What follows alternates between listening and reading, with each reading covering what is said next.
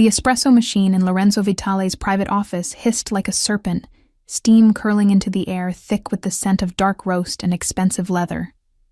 I stood at the mahogany sideboard, preparing his third café of the morning with the practiced efficiency of 6 months under his employment, though under felt like the wrong preposition. More like beside, or perhaps against, considering how often we clashed. "The Calabrese file is on your desk," I said without turning around, knowing he'd entered even though his footsteps made no sound on the Persian rug. Lorenzo Vitale moved like a predator, silent, purposeful, always aware of every living thing in his vicinity. And before you ask, yes, I removed the clause about the harbor contracts. No, I didn't ask permission. Yes, I was right to do it. Behind me, I heard the soft rustle of fabric as he settled into his chair, followed by the distinctive click of his Mont Blanc pen. "You're particularly insubordinate this morning, Lily." "It's 3 in the afternoon, Mr. Vitale." I finished preparing his espresso exactly as he liked it. No sugar, served in the specific cup his grandmother had given him, the one with tiny gold filigree around the rim, and turned to face him. Lorenzo sat behind his massive desk, like a dark prince surveying his kingdom. Charcoal suit tailored so precisely it looked painted onto his broad shoulders. Dark hair pushed back from a face that belonged on Roman coins, all sharp angles and aristocratic bone structure. But it was his eyes that always caught me off guard. Storm gray and relentlessly intelligent, capable of reading every micro-expression, every tiny tell. Those eyes tracked me now as I crossed the office, and I felt their weight like a physical touch trailing down my spine. I'd learned early in my employment that Lorenzo noticed everything. The way I twisted my grandmother's ring when anxious, how I bit my lower lip when concentrating, the precise angle of my head when I was about to deliver bad news. "The meeting with the Rossi brothers is at 7, I said, setting his espresso on the desk with perhaps more force than necessary. A single drop escaped, marring the polished surface. "I've prepared the briefing documents. Marco will drive you. I won't be here." His hand, reaching for the cup, froze mid-air. "Excuse me? I'm leaving early today." I kept my voice steady, professional, even as my heart began its familiar staccato whenever Lorenzo's attention fully focused on me. "I have plans." Plans. He repeated the word as if I'd spoken in a foreign language. His fingers drummed once against the desk, an unusual tell of irritation from a man who'd built his reputation on absolute control. What kind of plans? Personal ones. The silence that followed stretched like pulled taffy. Through the floor-to-ceiling windows behind him, Manhattan glittered in the late afternoon sun, all steel and glass and money. From this height, in this office, Lorenzo Vitale surveyed an empire that extended far beyond legitimate real estate holdings and import businesses. Everyone knew what he really was, though no one said it aloud. Not if they valued their continued good health. I'd learned the truth 2 months into my employment, stumbling across a conversation I wasn't meant to hear. The smart thing would have been to quit immediately, to run far and fast from the dangerous world Lorenzo inhabited. Instead, I'd walked into his office the next morning, placed his espresso on his desk, and said, "The Martinelli shipment arrives Tuesday. You'll want to be there personally." He'd stared at me for a full minute. Then, "You're either very brave or very stupid, Miss Morgan." "I'm practical, Mr. Vitale, and I make excellent coffee." Something had shifted between us in that moment. An understanding, perhaps. Or maybe just the acknowledgement that I'd stepped over a line and couldn't step back. Either way, I'd kept my job, my silence, and my growing addiction to the particular brand of chaos that was working for Lorenzo Vitale. Now he stood, moving around his desk with that predatory grace. "Personal plans," he repeated, his accent caressing the words. Lorenzo's English was flawless, but in moments of strong emotion, His Italian heritage colored certain syllables. With whom? That's really none of your business. His jaw tightened almost imperceptibly. Everything about you is my business, Lily. You work for me. I work for you from 9 to 6. What I do after hours is my own concern. I crossed my arms, a defensive gesture I immediately regretted when his gaze dropped briefly to the movement, before returning to my face. We stood too close now. Close enough that I could smell his cologne, something custom-made that probably cost more than my monthly rent, with notes of bergamot and cedar. Close enough to see the faint scar along his jaw, a thin white line that spoke of violence in his past. You're wearing perfume, he observed softly. You never wear perfume to the office. My pulse jumped. I dabbed on my favorite scent while getting ready, a subtle vanilla and jasmine blend. The fact that he'd noticed, that he knew my typical routines well enough to identify this deviation, sent a flutter through my stomach that had nothing to do with fear.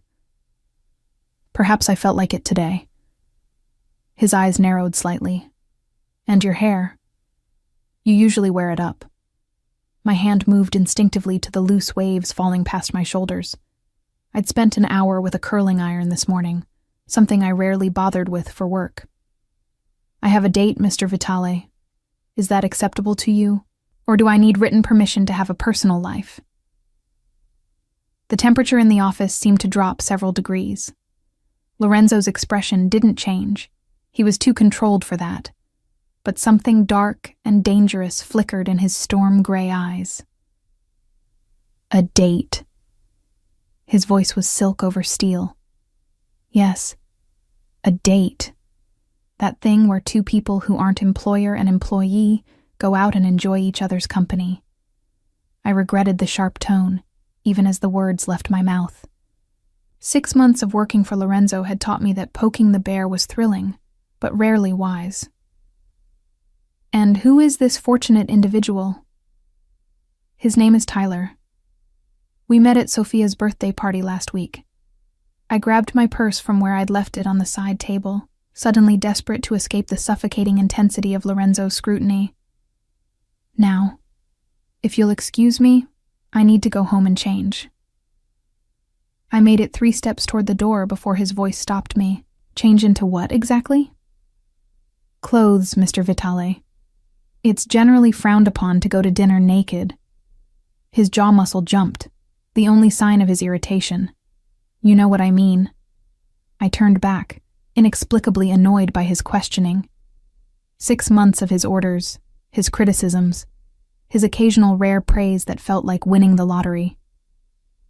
6 months of watching him parade through the office with a rotating cast of beautiful women, each more stunning than the last. 6 months of pretending I didn't feel anything when he stood too close, when his hand brushed mine passing documents, when he called me into his office late at night, and I caught him watching me with an expression I couldn't quite read. Something nice, I said, my voice sharper than I intended. Something that makes me feel pretty. Is that all right with you? Or do you need to approve my wardrobe choices as well? For a moment, Lorenzo said nothing. Then, be careful, Lily. You don't know what kind of men are out there. The concern in his voice, genuine concern, caught me off guard. I softened slightly. I'll be fine. Tyler's a stockbroker. Very respectable. Stockbrokers can be dangerous too. Not as dangerous as some people I could mention. The words slipped out before I could stop them, and I immediately regretted them when I saw Lorenzo's expression shudder completely. 5 o'clock, he said, his voice now purely professional. Cold. Don't be late tomorrow. I nodded and fled, my heels clicking rapidly against the marble floor of the outer office. My hands trembled slightly as I gathered my things, adrenaline and something else, something I didn't want to examine too closely, flooding my system. Lucia, the receptionist, looked up from her desk with knowing eyes. Trouble in paradise? There is no paradise, I muttered, jabbing the elevator button repeatedly. Just a very bossy man who doesn't understand boundaries. Lucia's smile was sly. If you say so.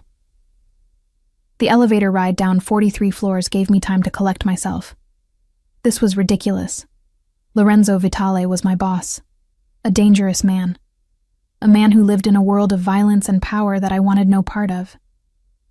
The fact that he made my pulse race and my skin flush was irrelevant. Inconvenient. A complication I absolutely could not afford. Tyler was safe.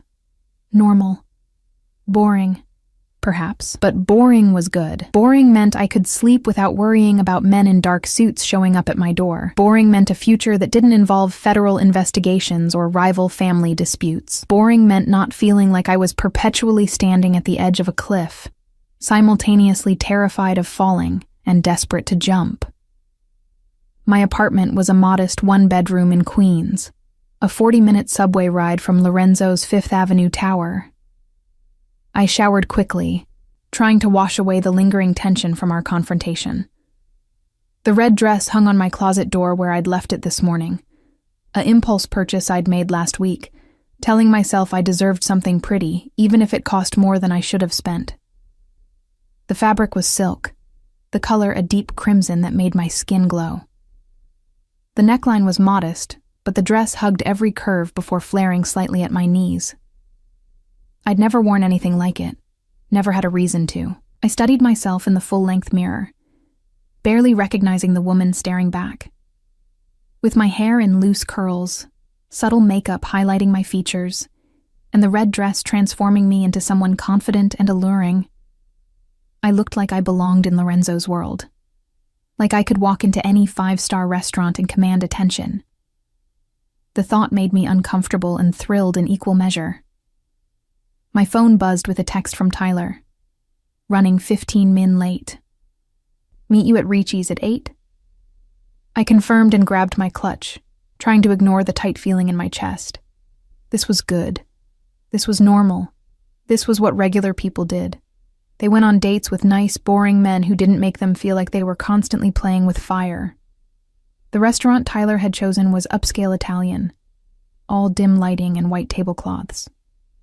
I arrived first, giving my name to the hostess and following her to a table near the back. The space was crowded with the dinner rush, conversations creating a pleasant hum of background noise. I ordered a glass of wine and waited, people watching to pass the time. Couples celebrating anniversaries, business dinners winding down, a group of women laughing over shared appetizers, normal people living normal lives, blissfully unaware of the parallel world that existed just beneath the surface of their everyday reality, a world where men like Lorenzo Vitale made the kind of decisions that could end lives with a phone call. I was so lost in thought that I almost didn't notice when Tyler arrived, slightly breathless and apologetic. Lily, sorry, work emergency. He was handsome in a conventional way. Blonde hair, blue eyes, strong jaw. His suit was expensive but not custom-made. His smile was charming but not dangerous. Everything about him screamed, safe choice. No worries, I said, returning his smile. I just got here myself. The date started well enough. Tyler was attentive, asked questions about my work, which I answered vaguely, having learned long ago never to mention Lorenzo's name in casual conversation, and shared amusing anecdotes about his own job. He was everything a first date should be: polite, interested, appropriate. So why did I keep checking my phone? Why did every dark-haired man who passed our table make my pulse jump? Why did I feel like I was betraying something, someone, by being here? You seem distracted, Tyler observed, refilling my wine glass. Everything okay? Fine, I lied. Just a long day at work. Your boss sounds like a real piece of work. Tyler leaned back, his expression shifting to something more calculated. Demanding hours, high pressure, must be tough. Something in his tone made my internal alarm bells ring, but I pushed the feeling aside. It has its moments. What is it exactly that your company does? You mentioned imports? The question was casual, but his eyes were too focused, too intent. Various things. International trade, mostly. Must be interesting, dealing with all those different markets. He smiled, but it didn't quite reach his eyes. I've always thought about getting into that sector. Maybe you could give me some insider tips. The alarm bells grew louder. I'm just a secretary, Tyler. I file paperwork and make coffee. Nothing exciting. His hand found mine across the table, his grip just slightly too tight. I bet you're more than that. A woman working for a man like Lorenzo Vitale must know all kinds of interesting things. My blood ran cold. How do you know who I work for? Sophia mentioned it, Tyler said quickly, too quickly. His thumb traced circles on my palm that should have felt pleasant, but instead made my skin crawl. She said you worked for some big-shot businessman. Sophia doesn't know where I work. The words came out flat, cold. I'd been deliberately vague with my friends about my employment, some instinct telling me that associating with Lorenzo Vitale, even as his secretary, was something best kept quiet. So I'll ask again. How do you know who I work for? Tyler's charming mask slipped for just a moment, revealing something harder underneath. Listen, Lily. I think we got off on the wrong foot here. I think this date is over. I moved to stand, but his hand tightened on mine, keeping me in place. Don't make a scene, he said softly, his smile never wavering for the benefit of anyone watching. Just hear me out for a minute. Let go of my hand. My family has some business dealings with Mr. Vitale. Nothing major. Just some overlapping interests in the import sector. His eyes were hard now, calculating. We thought it might be useful to establish a friendly connection. You seem like a smart woman. Lily. Smart enough to understand how these things work. My heart hammered against my ribs. You set this whole thing up. The party, the chance meeting, all of it. I prefer to think of it as strategic networking. His thumb still traced those maddening circles on my skin. We're not asking for anything major, just occasional information. What meetings are happening, who's visiting the office, that sort of thing. In return, we'd compensate you very generously. 6 months ago, I might have been naive enough to be flattered by the attention. 6 months ago, I didn't know what I know now. 6 months ago, I hadn't spent every day watching Lorenzo operate, learning to read the subtle signals that preceded violence, understanding the code that governed his world. And one of the cardinal rules of that world was that betrayal had consequences. You're asking me to spy on Lorenzo Vitale. I kept my voice level, even as fear and fury warred in my gut. Do you have any idea how catastrophically stupid that is? We're asking you to be smart. Your boss isn't a good man, Lily. He's dangerous, violent. Eventually he's going to get taken down, and you don't want to be standing too close when that happens. Tyler leaned forward, lowering his voice. We're offering you a way out. Money, protection, a fresh start, somewhere safe. I stared at him. This handsome stranger who'd orchestrated an elaborate trap disguised as romance. Who's we, exactly? People who can protect you from Vitale when he finds out you know too much. Or people who want to use me against him and will kill me the moment I'm no longer useful. I yanked my hand free with enough force to knock over my wine glass. Red liquid spread across the white tablecloth like blood, and the symbolism wasn't lost on me. I need to leave. This time when I stood, Tyler didn't try to stop me, but his voice followed me. Think about it, Lily. You're not like him. You don't belong in that world. Take the smart way out while you still can. I grabbed my clutch and headed for the exit, my breath coming in short gasps. The hostess looked concerned as I passed, but I couldn't stop, couldn't think, couldn't process what had just happened. Tyler knew where I worked, knew Lorenzo's name. had researched me enough to fabricate an entire meeting, which meant others might know too. Might be watching, waiting for an opportunity to use me against Lorenzo. The night air hit my face as I burst through the restaurant doors, cool and sharp. I stood on the sidewalk, trying to orient myself, trying to remember how to breathe normally. My phone buzzed in my clutch, probably Tyler, sending some follow-up message. I ignored it. The smart thing would be to go home, lock my doors, and start updating my resume. Tomorrow morning, I'd walk into Lorenzo's office and quit. Get out before whatever power play Tyler's family was orchestrating caught me in the crossfire. That was the smart thing. But standing there on that Manhattan sidewalk, the red dress suddenly feeling like a target rather than armor, I found myself thinking about something Lorenzo had said once, late one night when we'd been working alone in the office. We'd been discussing a business rival who'd made an aggressive move, trying to undercut one of Lorenzo's contracts. Predators can sense fear, he'd said, not looking up from the documents he was reviewing. The moment you show it, you become prey. The trick is to decide whether you're going to run or bare your teeth. At the time, I'd thought he was talking about business negotiation. Now, I understood it was a philosophy he lived by. I pulled out my phone, scrolling past Tyler's messages to find the number I'd only ever used for emergencies. Lorenzo had programmed it into my phone my first week, instructing me to call if I ever felt unsafe. I'd laughed at the time, calling him paranoid. I wasn't laughing now. He answered on the first ring. Lily. His voice was different than at the office, rougher, more intimate, like he'd been waiting for my call. Where are you? Ricci's on West 54th. I need... My voice cracked, and I hated myself for the weakness. Can you send someone to pick me up? I don't want to take the subway. Silence for 3 seconds that felt like 3 hours. Then, don't move. I'm 5 minutes away. You're where? But he'd already hung up. I stood under the restaurant's awning, shivering despite the mild evening temperature.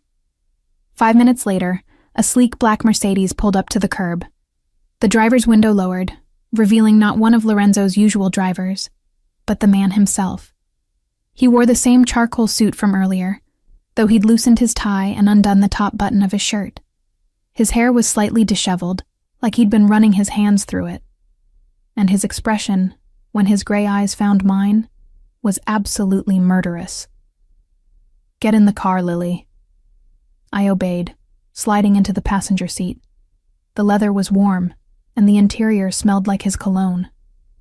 Lorenzo didn't pull away immediately, just sat there staring straight ahead, his hands gripping the steering wheel so tightly his knuckles went white. What happened? His voice was terrifyingly calm. Did he hurt you? No, not physically. I tried to find the right words to explain. Lorenzo, he knew who you are. He knew I work for you. He tried to recruit me to spy for his family.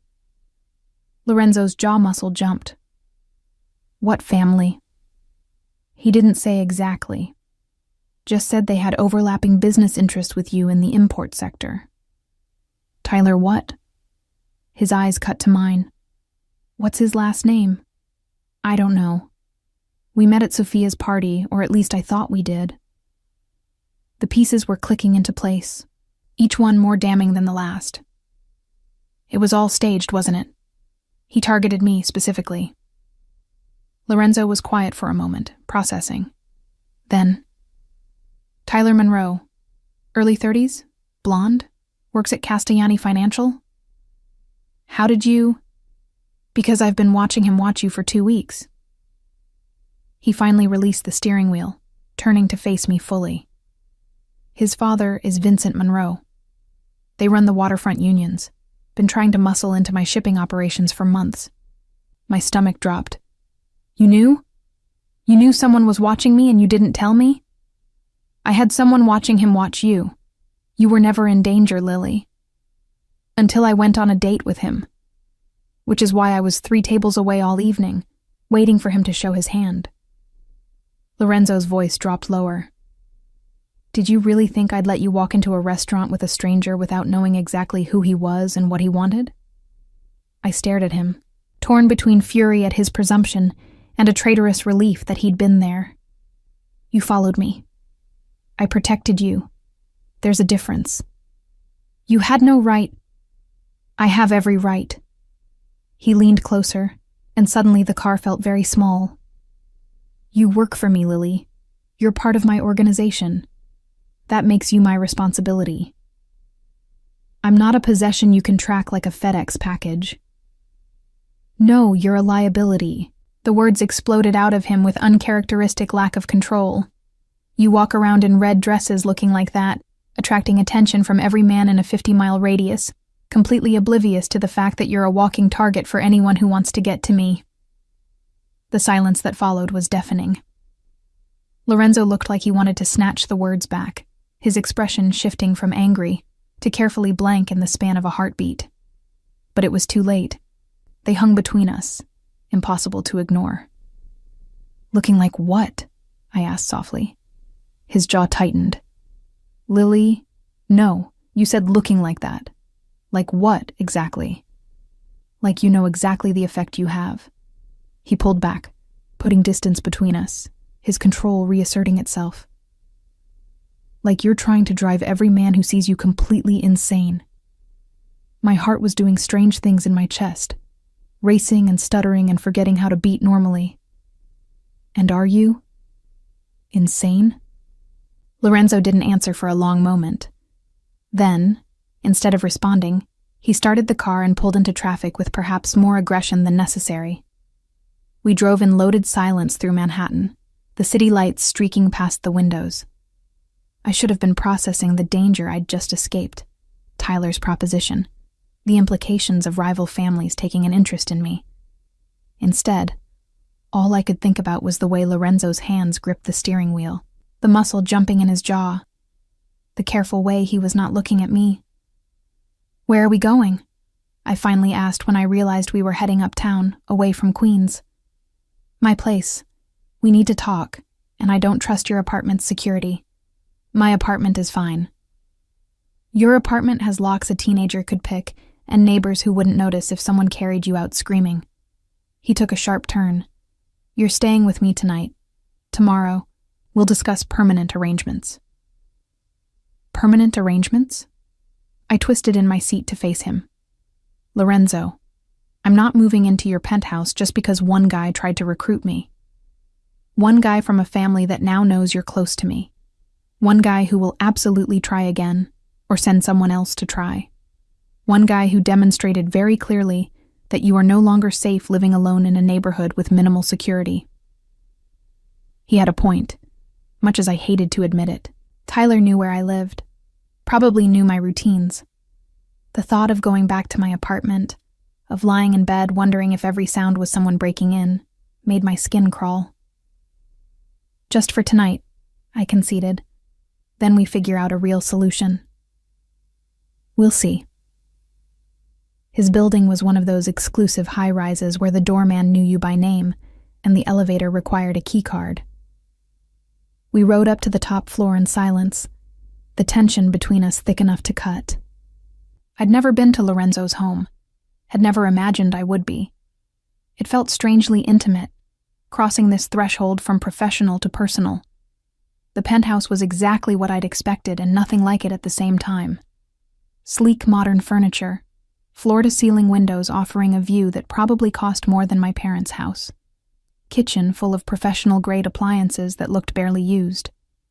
But there were also personal touches, family photographs on the mantel, a well-worn leather chair by the window, bookshelves full of volumes in both English and Italian. Guest room is down the hall, second door on the left, Lorenzo said, shrugging out of his suit jacket and loosening his tie further. There's spare toiletries in the bathroom.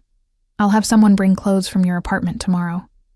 Lorenzo, we should both get some sleep. He turned away, heading toward what I assumed was his own bedroom. It's been a long night. Wait, the word came out before I could stop it. He paused, not turning around. Why were you so angry? When I told you about the date, you looked, I don't know, furious. His shoulders tensed. I wasn't angry. You were. You are. I took a step closer. And you were at the restaurant. You said you were 5 minutes away, but you were already there. You'd been watching the whole time. Slowly, Lorenzo turned to face me. In the dim lighting of his penthouse, with his tie undone and his careful control slipping, he looked different. Less like the cold mob boss and more like a man at the end of his rope. Yes, he said simply. I was watching. Why? Because I'm apparently a masochistic idiot who enjoys torturing himself. A bitter smile curved his lips. Because watching you get ready for a date with another man was its own special kind of hell, but watching you actually go through with it would have been worse. Because I've spent 6 months trying to convince myself that what I feel for you is just physical attraction, just inconvenient lust, and clearly I'm a terrible liar even to myself. The confession hung in the air between us, raw and honest and terrifying. You can't say things like that, I whispered. You're my boss. I know. You're dangerous. I know that too. This is a terrible idea. Probably the worst I've ever had. He took a step closer, and then another, until we were nearly touching. But I'm done pretending, Lily. Done pretending I don't notice every time you walk into a room. Done pretending it doesn't make me insane when other men look at you. Done pretending I didn't want to commit murder tonight, watching Tyler Monroe put his hands on you. My breath caught. Lorenzo. I told myself I'd keep my distance, that I'd be professional, that you deserved someone normal, someone safe, someone who wouldn't drag you into my world. His hand came up, hovering near my face but not quite touching. And then you showed up to work 6 months ago, with your sharp tongue and sharper mind, completely unimpressed by my reputation, rolling your eyes at my orders like I was nothing more than an annoying middle manager. Do you have any idea what that did to me? His hand finally made contact, fingers ghosting along my jaw with devastating gentleness. I've been with beautiful women, sophisticated women, women who knew the rules of my world and played the game perfectly. His thumb traced my lower lip, and I shivered. None of them ever called me dramatic in front of my men. None of them ever stole my coffee. None of them ever looked at me the way you do. Like I'm simultaneously the most irritating person on the planet, and something you might actually care about despite your better judgment. I started. But the lie died on my tongue. Because he was right. God help me. He was absolutely right. When did you know? I asked instead. That you felt. The day you found out what I really do. His expression turned rueful. You walked in that morning, put my coffee on my desk, and mentioned the Martinelli shipment like you were discussing the weather. No fear, no judgment, just brutal practicality. I knew then that you were going to ruin me. I thought back to that day, remembering the adrenaline rush of making that choice, of deciding to stay instead of run. I should have left. Yes, he agreed. You absolutely should have. But you didn't. And every day you stayed, every time you pushed back against my orders, every moment you treated me like a person instead of a monster. He trailed off, shaking his head. I was lost before I even realized I'd fallen. The admission should have terrified me. This was Lorenzo Vitale, a man whose name made grown men nervous, who controlled an empire built on violence and fear. Getting involved with him would be signing up for a life of danger, of always looking over my shoulder, of never quite feeling safe. But standing there in his penthouse, his hand cradling my face like I was something precious, I couldn't remember why safety had ever seemed so important. This is insane, I whispered. We barely know each other. I know that you take your coffee with too much cream and not enough sugar. I know you bite your thumbnail when you're nervous. I know you call your mother every Sunday at 9. I know you cry at animal shelter commercials and laugh at terrible puns. I know you keep a photo of your grandmother in your desk drawer and that you touch it when you need courage. His other hand came up, framing my face. I know you, Lily Morgan. Better than you think. And I knew him too, I realized. Knew that he read spy novels in Italian when he couldn't sleep. Knew he preferred his espresso dark and bitter, like his humor. Knew he had a scar on his ribs from a knife fight at 17, and that his mother's death had nearly destroyed him. Knew he donated anonymously to literacy programs, and that he'd once stopped a business meeting to help a lost child find her parents. Knew that beneath the cold exterior was a man capable of devastating tenderness. I'm scared, I admitted.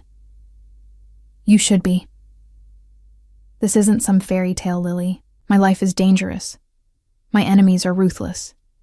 Getting close to me puts a target on your back that will never disappear. His thumbs stroked my cheekbones. But I'm also tired of pretending I can keep my distance.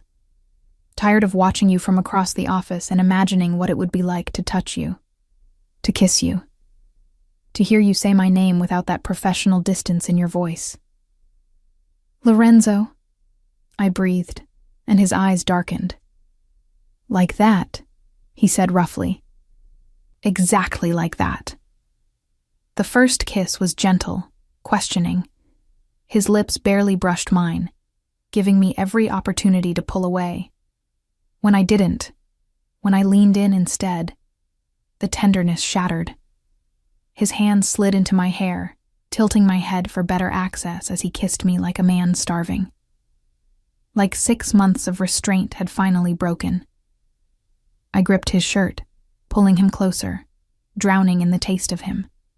He tasted like danger and desire and everything I'd been denying I wanted. His hands roamed my back, fingers tracing the zipper of the red dress, and I arched into his touch. This dress, he muttered against my lips. Do you have any idea what it did to me, seeing you in this dress? Tell me, I challenged, and his eyes flashed with dark promise. Later. Right now, I want it off you. He walked me backward toward his bedroom, our lips never breaking contact. The room was dark save for the city lights streaming through the windows, but I didn't care. All that mattered was Lorenzo's hands on my skin, his mouth trailing fire down my neck, the way he said my name like a prayer and a curse. The zipper of the red dress whispered open. Cool air hit my heated skin, and then Lorenzo's hands were there, warm and possessive. The dress pulled at my feet, leaving me in just my underwear and heels, feeling both vulnerable and powerful under his hungry gaze. Beautiful, he murmured, and the reverence in his voice sent shivers down my spine. So beautiful it hurts to look at you. I reached for his shirt, fumbling with the buttons. He helped me, shrugging out of it impatiently. In the dim light, I could see the scar he'd told me about, along with others I didn't know the stories behind. Evidence of a violent life, of danger survived. I traced one with my fingertips, feeling him shudder under my touch. These are who you are, I said softly. But they're not all you are. Something vulnerable flashed in his eyes. Then he was kissing me again, and thought became impossible. There was only sensation. His hands, his mouth, the slide of skin against skin. He laid me on the bed with surprising gentleness, covering my body with his, and I wrapped my legs around his waist, pulling him closer. Tell me to stop, he said, his voice rough with barely controlled desire. Tell me you don't want this, and I'll walk away, sleep on the couch, pretend this never happened. And if I don't want you to stop, then you're mine. The possessiveness in his voice should have alarmed me. Instead, it sent heat pooling in my core. No more dates with stockbrokers. No more pretending there's nothing between us.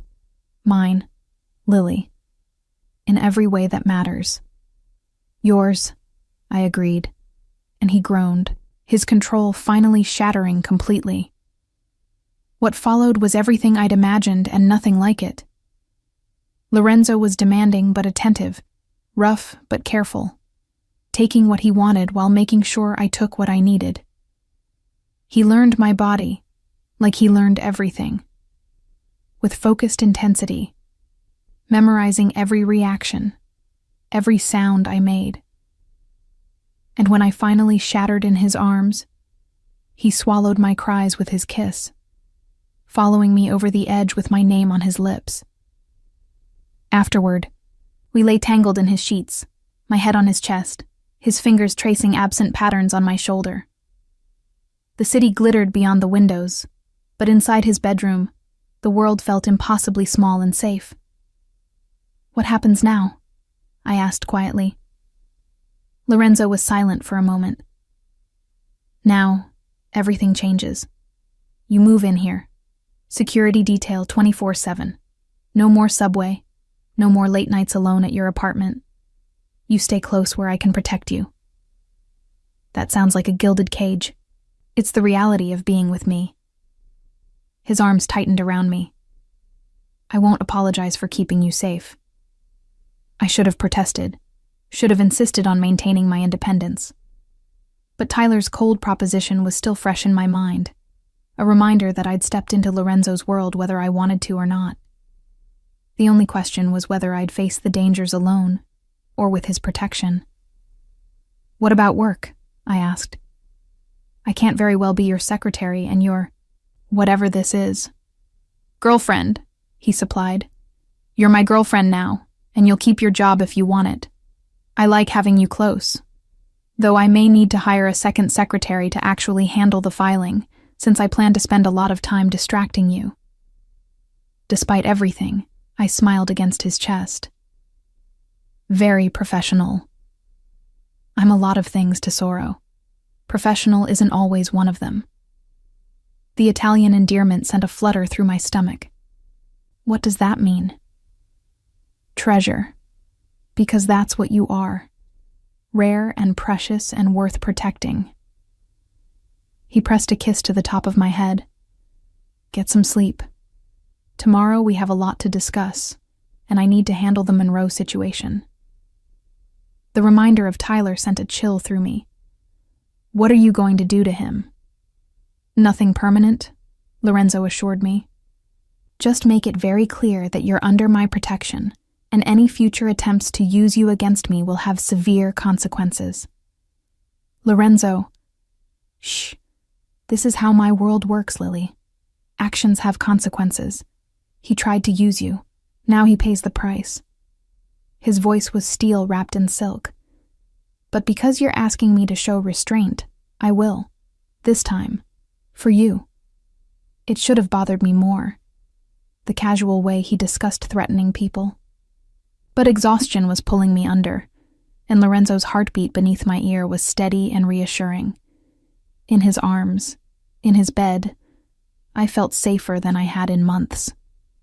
As I drifted off, I heard him murmur something in Italian, too soft and quick for me to catch. But I would have sworn it sounded like a prayer. I woke to sunlight streaming through unfamiliar windows and the smell of fresh coffee.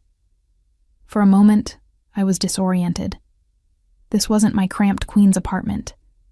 The bed was too large, the sheets too expensive, the view too spectacular. Then memory crashed back. Lorenzo, the kiss, everything that followed.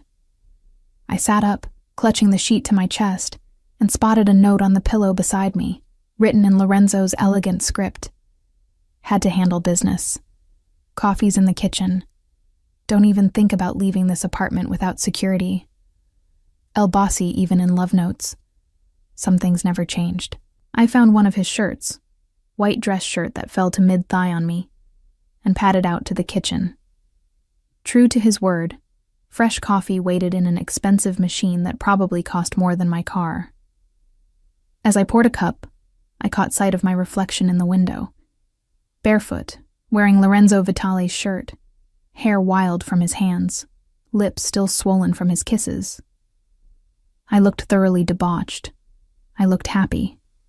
I looked terrified. Because this was real now, not some fantasy I could dismiss as inappropriate workplace attraction. Not something I could keep separate from my actual life. Lorenzo had claimed me, and in his world, that kind of claim came with consequences. My phone buzzed on the counter. Lorenzo's security must have retrieved it from my clutch. Messages were flooding in. 3 from Sophia demanding to know how the date went. 2 from an unknown number that made my blood run cold. Last night was a misunderstanding. Let's talk, Tyler. And then, 5 minutes later, don't make this harder than it needs to be. My family can make your life very difficult. I was staring at the messages, trying to decide if I should tell Lorenzo or handle it myself, when the penthouse door opened. Lorenzo strode in, still wearing last night's clothes, but somehow looking impeccable. His eyes found me immediately, and something dark and possessive flashed in their depths. "Good morning," he said. Crossing the space between us, he cupped my face, kissing me thoroughly. "You're wearing my shirt." I didn't have much choice. Someone ripped my dress. "I'll buy you 10 more. His thumb traced my lower lip. "Though I prefer you like this, marked as mine." "So possessive," I murmured against his mouth, but I was smiling. "You have no idea." He pulled back slightly, his expression turning serious. "Tyler sent you messages." Not a question. Of course he knew. "You're monitoring my phone." "I'm protecting you," he corrected. "There's a difference. And yes, I saw the messages. Marco is already handling it." "Handling it how?" Lorenzo's smile was cold. "Let's just say Tyler Monroe will be very busy explaining to his father why he threatened a woman under my protection. By the end of the day, the entire Monroe family will understand that you are completely off limits." The reminder of the violence lurking beneath Lorenzo's polished surface should have frightened me. Instead, I found myself grateful for it. Tyler's threats had rattled me more than I wanted to admit. Knowing Lorenzo was handling it allowed me to breathe easier. "I still need clothes," I pointed out. "And to go to work. The office will be chaos without me." "Already taken care of. Marco sent your assistant Rosa to your apartment to pack some things. She should be here within the hour." He guided me to the kitchen island, pressing me onto a bar stool. "As for work, you're taking the day off. We need to discuss security arrangements." "Lorenzo, I can't just not show up. You're the boss's girlfriend now. You can do whatever you want." He moved around the kitchen with surprising competence, pulling out ingredients for breakfast. "Besides, after last night's drama, you need a day to decompress."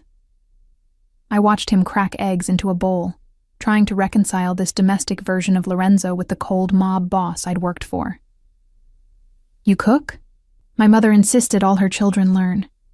She said depending on others for basic survival was a weakness. His expression softened with memory. She also said the way to a person's heart was through their stomach, though she usually meant it more romantically. "Tell me about her." I'd heard him mention his mother before, but always in passing. Always with that mix of love and grief that meant the loss was still raw. Lorenzo was quiet for a moment, focusing on whisking the eggs. She was fierce. Tiny woman, barely 5 feet tall, but when she walked into a room, everyone paid attention. She ran the family legitimately. Restaurants, import business, while my father handled the less legal side. He poured the eggs into a hot pan. "She died when I was 23. Heart attack. Sudden. One day she was arguing with me about my choice of girlfriend. The next day she was gone. I'm sorry. So was I. Still am." He plated the omelet with practiced ease, adding toast and fresh fruit. "She would have liked you. Your stubbornness. Your refusal to be intimidated. She wouldn't have liked me working for her son. No, he agreed, setting the plate before me. She would have hated that part. But she would have respected that you survived 6 months dealing with me without quitting or committing murder. That takes a special kind of patience. I took a bite of the omelet, perfectly cooked, seasoned just right. This is delicious. How did you know I liked mushrooms and Gruyere? Because I pay attention to Soro. I always pay attention to you. He leaned against the counter, coffee cup in hand, watching me eat with satisfaction. Which is why I know you're worried about more than just Tyler's messages. Damn him for being so observant. I'm worried about what this means. Us. Your world isn't exactly safe, Lorenzo. No, it's not. But you've been in my world for 6 months already, whether we were together or not. At least now, I can protect you openly, instead of from the shadows. He set down his cup, moving to stand before me. I know what I'm asking you to accept. The danger, the scrutiny, the fact that my enemies might target you to get to me. If you want to walk away, I'll make sure you're relocated somewhere safe, somewhere they'll never find you. New identity, new life, complete protection. The offer should have been tempting. A chance to escape, to return to normalcy. But the thought of leaving Lorenzo, of never seeing him again, never feeling his hands on me, never hearing him call me tesoro, made my chest ache. And if I don't want to walk away, then you stay here, where I can keep you safe. You keep your job if you want it, though we'll need to be discreet at the office. And you accept that you're mine now, in every way that matters. His hands found my hips, pulling me closer. You accept the guards, the security, the limitations on your freedom, because your safety matters more to me than your independence. That's a lot to ask. I know, but I'm a selfish bastard, Lily. I've wanted you from the moment you walked into my office, and now that I have you, I'm not letting go. His forehead pressed against mine. Tell me you'll stay. I should have thought it through more carefully. Should have made a list of pros and cons, weighed my options rationally. Instead, I found myself saying, I'll stay. But I have conditions. His lips curved. Of course you do. Name them. First, I keep working. I'm not a kept woman, Lorenzo. I need purpose. Agreed. Second, you don't make decisions about my safety without consulting me. I'm not a child to be protected without explanation. That one's negotiable. If there's immediate danger, then you explain it to me as soon as possible after. I held his gaze. I'm serious. I can handle the truth. What I can't handle is being kept in the dark. He considered for a moment, then nodded. Fair enough. What else? Third, no lying.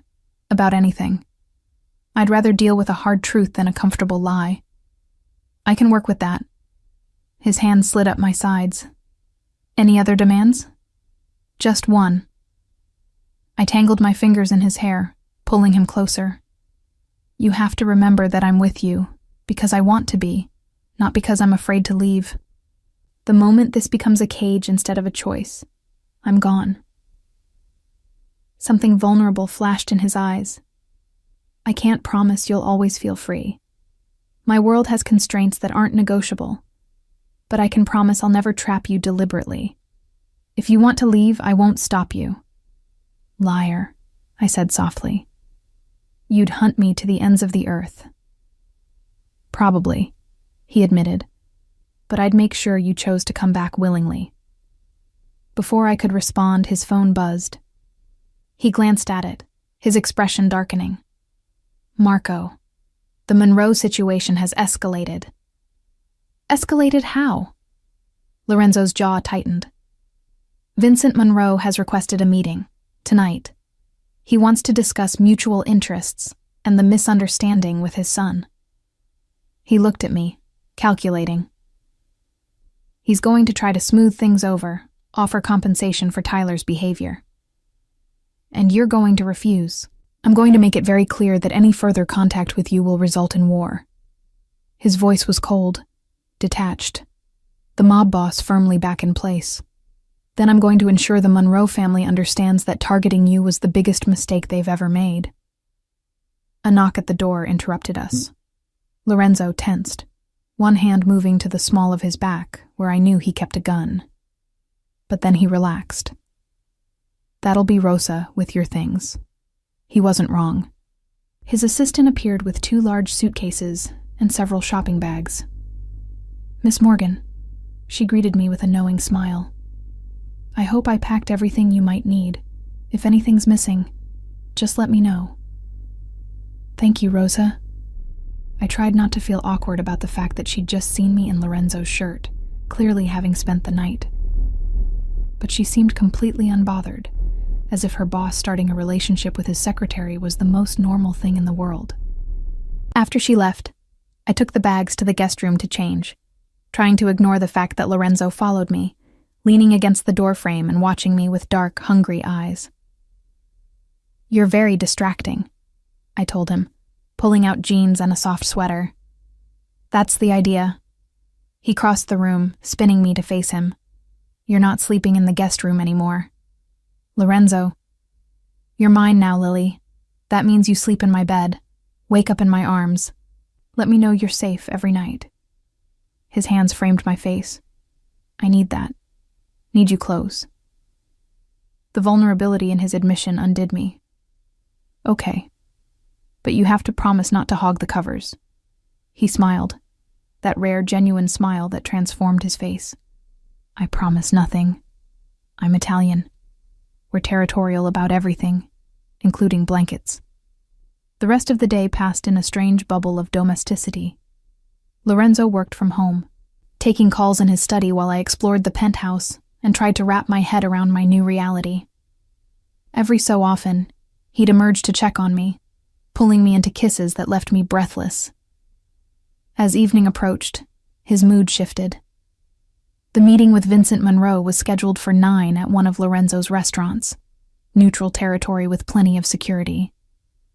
I could see the tension building in his shoulders, the cold focus settling over his features. "I want to come with you," I said, as he was preparing to leave. Lorenzo turned from where he'd been checking his gun. "Absolutely not. He's going to be discussing me. I should be there." "Lily, these meetings can get dangerous. I'm not putting you in the line of fire." "I'm already in the line of fire." I stood my ground, crossing my arms. Tyler targeted me. His father wants to negotiate about me. I deserve to be present for that conversation. Lorenzo studied me for a long moment. Then, surprisingly, he nodded. "Fine, but you stay quiet unless I tell you otherwise. And if things go sideways, you do exactly what Marco tells you. Understood?" "Understood." An hour later, we pulled up to Salvatore's, one of Lorenzo's upscale Italian restaurants in Manhattan. The place was closed to the public tonight, with several of Lorenzo's men stationed at the entrances. As we walked in, I felt the weight of their stares, everyone noting that the boss had brought a woman to a business meeting. Vincent Monroe was already seated at a large table in the center of the dining room, flanked by 2 men who were clearly bodyguards. He was older than I'd expected, probably early 60s, with silver hair and cold blue eyes that assessed me with predatory interest when we approached. "Vitale," he greeted Lorenzo, his gaze never leaving me. "And this must be the young lady who's caused all the trouble." "This is Lily Morgan," Lorenzo said coldly, his hand possessive at the small of my back. "My girlfriend. And the reason we're having this conversation."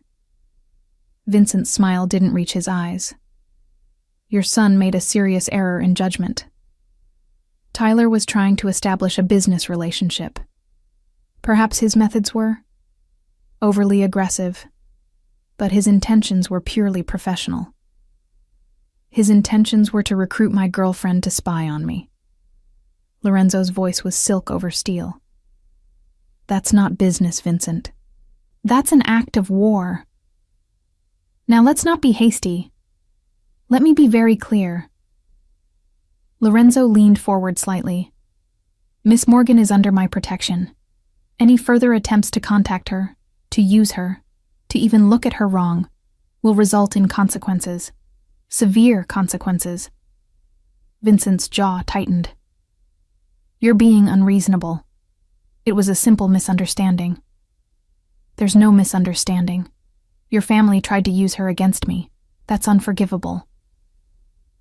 Lorenzo's hand moved to his side, and I knew he was touching his gun. Consider this your only warning. The tension in the room ratcheted up several notches. Vincent's men shifted, hands moving toward their own weapons. Lorenzo's security detail moved closer, creating a protective circle around us. Then Vincent smiled, and the expression sent chills down my spine. You've changed, Vitale. Since when do you let a woman make you emotional? Make you weak? Careful, Lorenzo said softly, and the threat in that single word was unmistakable. You're about 3 seconds from finding out exactly how weak I am. Vincent held up his hands in mock surrender. I'm simply saying that this overreaction seems disproportionate. Tyler made a pass at a pretty girl. You've made it clear she's yours. Why not accept my apology and move on? I'm willing to offer compensation for any distress caused. I don't want your money, Vincent. I want your assurance that your family will never approach Lily again, that you'll spread the word through every organization in this city that she's completely off limits. And if I refuse?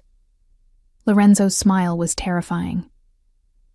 Then we go to war, and I systematically dismantle everything you've built, starting with your waterfront operations and ending with your son's kneecaps. The crude threat should have shocked me. Instead, I found myself oddly touched by Lorenzo's vehemence, his absolute refusal to allow anyone to threaten me. Vincent studied Lorenzo for a long moment, clearly weighing his options. Then he sighed. Fine. You have my word. The Monroe family will stay away from Miss Morgan. We'll put out the word that she's under Vitale protection. Smart choice. Lorenzo's hand tightened on my back. Now get out of my restaurant. We watched them leave, tension slowly draining from the room. As soon as the door closed behind the Monroes, Lorenzo turned to me, his hands framing my face. You okay? I'm fine. That was. I searched for words. Intense. That was restrained. If you hadn't been here, I would have put a bullet in him for suggesting you were a weakness. He pressed his forehead to mine. You're not a weakness, Tesoro. You're my strength, the reason I get up every morning wanting to build something better. My heart clenched at the admission. Lorenzo. I know it's too soon. I know we're moving too fast. But I've never felt about anyone the way I feel about you. Like I'd burn down the world if it meant keeping you safe. His thumb stroked my cheek. Like I'd walk away from all of this. The power, the empire, everything, if you asked me to. Don't, I whispered. Don't say things like that. Why not? Because it makes me believe in impossible things, like happy endings for people in your world. What if I told you I'm planning to make us possible? That I've been working for years to legitimize my businesses, to separate myself from the violence? He pulled back slightly, meeting my eyes. I didn't tell you before because I didn't want you to think I was doing it for you. But the truth is, meeting you accelerated my timeline. Made me realize I wanted a future where I could have both the empire and the woman I love. The words hung between us, raw and honest and terrifying. You love me? So much it scares me. His voice was rough. I've done terrible things, Lily. I've hurt people, made choices that haunt me. But with you, I want to be better. Want to deserve you. I kissed him then, pouring everything I couldn't say into the contact.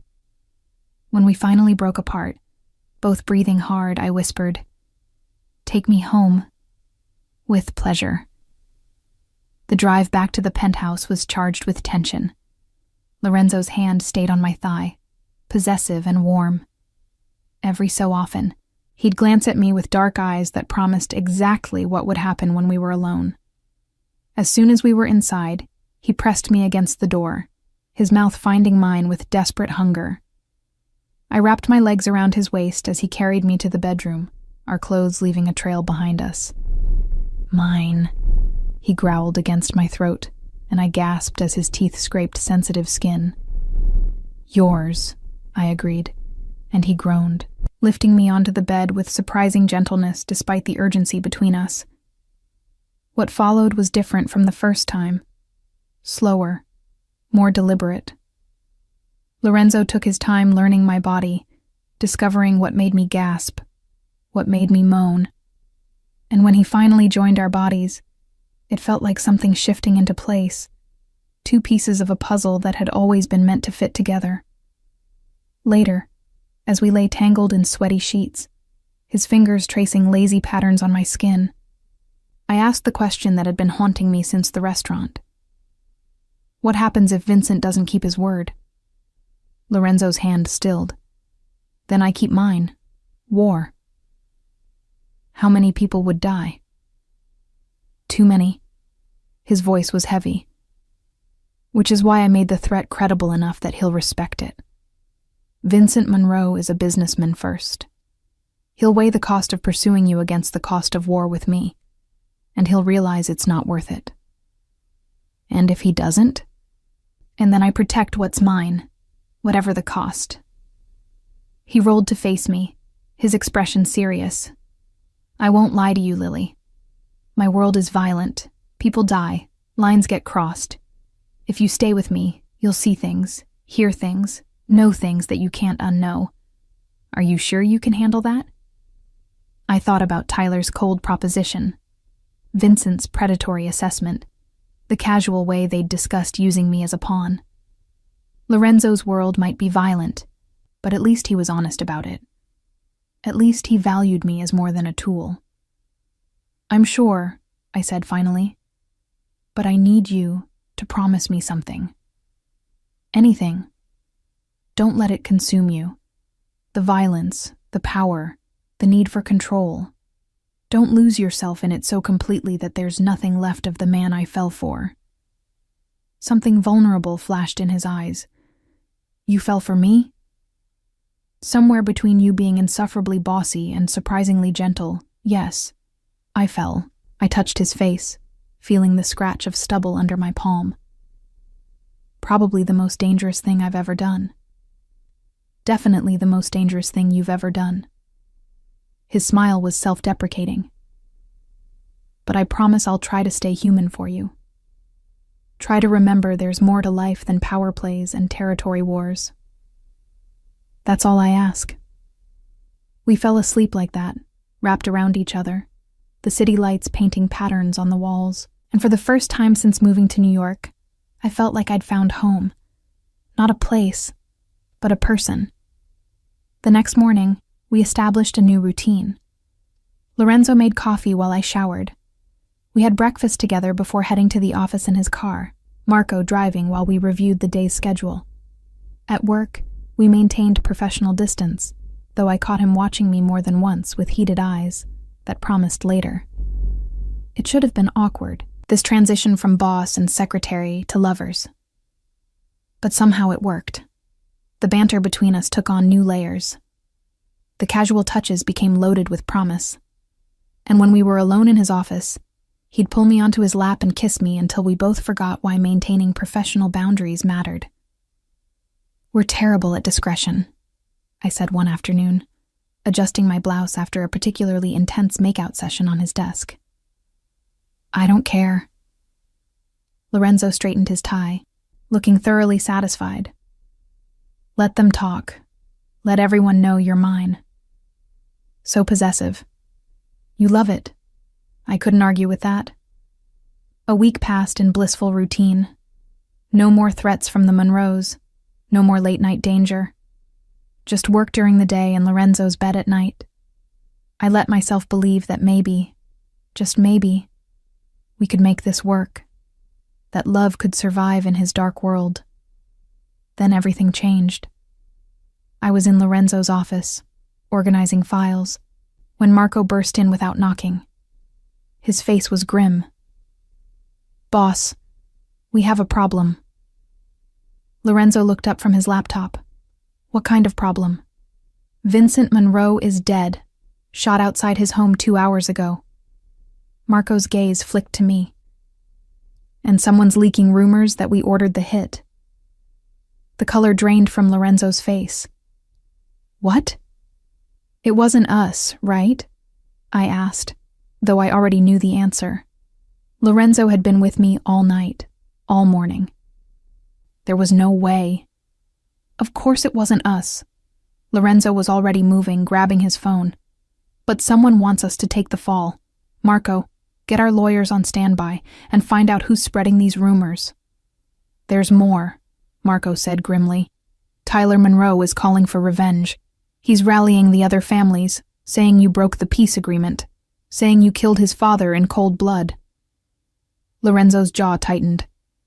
"He's using this as an excuse to start the war we avoided. Or someone else killed Vincent and made it look like us to start a war." I voiced what we were all thinking. Who benefits from you and the Monroes destroying each other? 6 other families. Lorenzo ran a hand through his hair, a rare gesture of frustration. And all of them would happily watch us tear each other apart. "What do we do?" I asked. Lorenzo looked at me, and for the first time since I'd known him, I saw real fear in his eyes. Not for himself, but for me. "We prepare for war." The next 72 hours were a blur of tension and preparation. Lorenzo moved me to a safe house, a fortified apartment in a building he owned, with armed guards at every entrance. I hated the confinement, but understood the necessity. If Tyler Monroe wanted revenge, I'd be his first target. Lorenzo visited when he could, always surrounded by security, always looking more exhausted than the time before. The strain of managing a crisis while trying to keep me safe was taking its toll. "You should eat," I said one evening, watching him push food around his plate untouched. "You're not going to be effective if you collapse from exhaustion." "I'll eat when this is over." But he took a bite anyway, just to please me. We're close to identifying who really killed Vincent. Once we have proof, we can show the other families that we're being framed. And if Tyler doesn't care about proof, if he just wants an excuse to go after you, then I'll give him exactly what he wants. Lorenzo's expression was cold, but on my terms, not his. 3 days after Vincent's murder, the breakthrough came. Marco had traced the actual killer, a professional hitman hired by the Russo family, one of Lorenzo's smaller rivals. They'd killed Vincent and planted evidence pointing to Lorenzo, hoping to trigger a war that would eliminate both families. The proof was irrefutable: phone records, financial transfers, witness statements. Lorenzo called a meeting of all the major families, presenting the evidence with Marco and his lawyers flanking him. I watched from the secure video feed in the safe house, my heart in my throat as Lorenzo made his case. Tyler Monroe sat stone-faced throughout the presentation. When Lorenzo finished, Tyler stood. "Even if this is true, it doesn't change anything. My father is dead, and your world killed him. Someone has to pay." "Then let it be the Russos," Lorenzo said coldly. "They murdered your father and tried to frame me for it. They manipulated you into calling for my head. Are you going to let them get away with that?" The other family heads were murmuring now, convinced by the evidence. Tyler's allies were abandoning him one by one, recognizing that continuing to pursue Lorenzo would make them look foolish at best, complicit at worst. Finally, Tyler slumped back into his chair. "Fine, we go after the Russos. But this isn't over, Vitale. My family doesn't forget." "Neither does mine," Lorenzo replied evenly. "Remember that." The meeting ended, and I sagged with relief. It wasn't perfect. Tyler still harbored resentment. The Russos would face retaliation. But at least open war had been avoided. At least Lorenzo was safe. He came to the safe house that night, looking drained, but relieved. I met him at the door, wrapping my arms around him before he could say a word. For a long moment, we just stood there, holding each other, letting the tension drain away. "It's over," he murmured against my hair. "You can come home now." "This was never about the apartment, Lorenzo. I am home as long as I'm with you." He pulled back to look at me, his eyes soft with emotion. How did I get so lucky? I ask myself the same question. I kissed him gently, though I suspect it has something to do with excellent coffee-making skills. He laughed, the sound rusty from days of stress. That must be it. We went back to the penthouse that night, and for the first time in days, I felt like I could breathe. The crisis had passed. We'd survived. But Lorenzo's world had shown its teeth, and I knew it was only a matter of time before the next threat emerged. A month later, things had settled into a new normal. I was back at work, though now everyone knew I was Lorenzo's girlfriend. Some of his associates treated me with new respect, others with thinly veiled disapproval.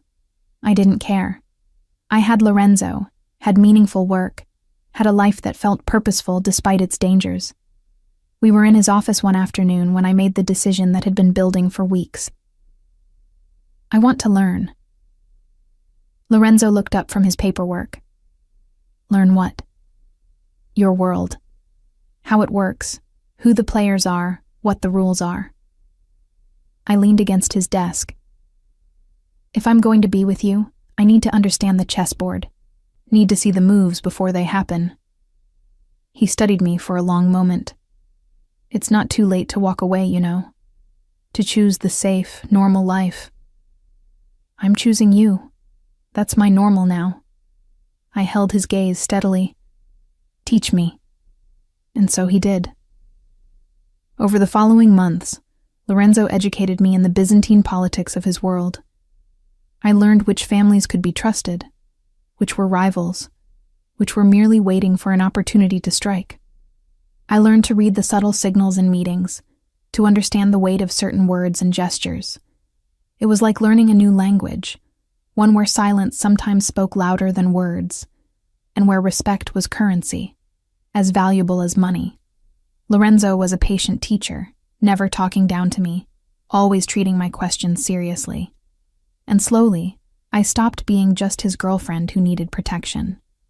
I became his partner, someone he consulted on strategy, someone whose insights he valued. "You're good at this," he said one night, after I'd correctly predicted a rival's next move. Scary good. I had an excellent teacher. I curled into his side on the couch, and I pay attention. That you do. His arm tightened around me. I've been thinking about the future. Oh.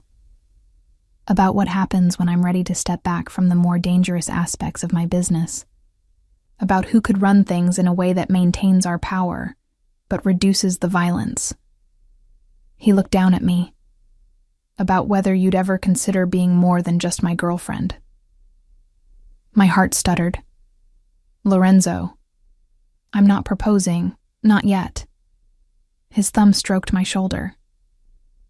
But I want you to know that when I do, and I will, it won't just be about love.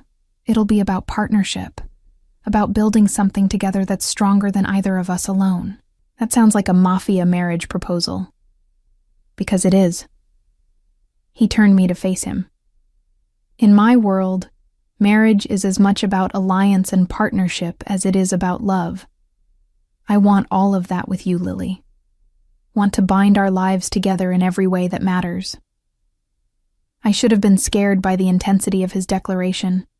Instead, I felt something settle deep in my chest, a certainty I'd never experienced before. Ask me.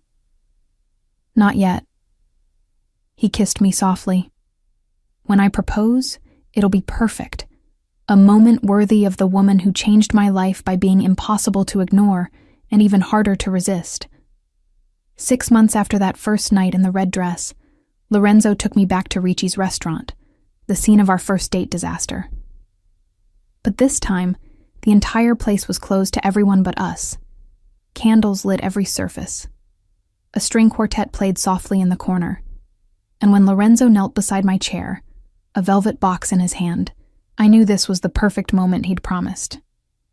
"Lily Morgan," he began, his voice steady despite the emotion in his eyes.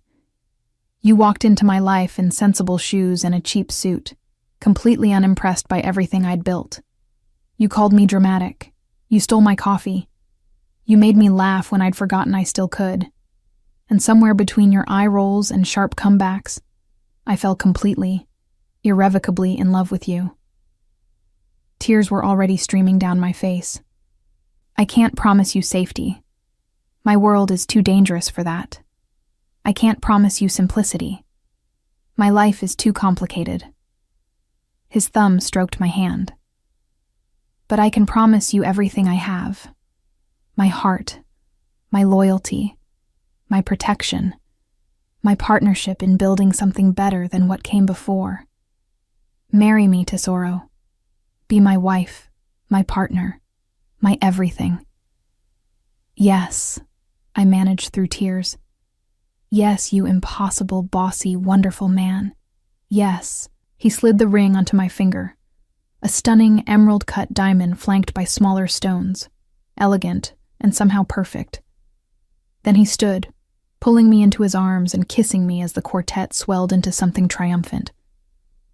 "I love you," he murmured against my lips. "My Lily, my treasure, my home." "And I love you," I replied. "My Lorenzo, my impossible choice, my perfect danger." We married 3 months later in a small ceremony attended by both our worlds, his family and mine, his business associates and my friends, the legitimate and the less so. My father walked me down the aisle, looking slightly shell-shocked by the entire thing. My mother cried through the whole ceremony, but when Lorenzo took my hands and pledged himself to me, in English and Italian, his voice breaking slightly on the promises, nothing else mattered. Not the danger, not the complications, not the whispers about what I was getting myself into. All that mattered was the way he looked at me like I was his salvation, like I'd taken a man who'd lived in darkness and shown him light. Our first dance was to an Italian love song his mother had favored. Lorenzo held me close, whispering the translation in my ear.